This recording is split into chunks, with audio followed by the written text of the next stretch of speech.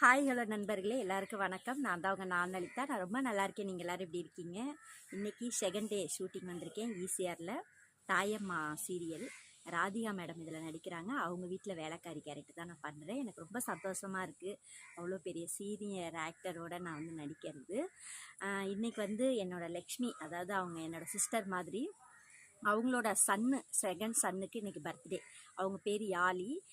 Hi யாலிமா, happy birthday தங்கம், god bless you. நீங்கள் எப்பயுமே சந்தோஷமாக நீடோடி பல்லாண்டு பல்லாண்டு வாழ்க. அத்தை மனமாற வாழ்த்துறேன்.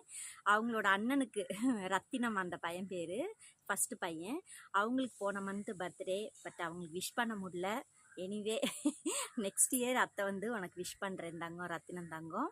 ரெண்டு பேருமே எப்பயுமே சந்தோஷமாக நீடோடி வாழணும்.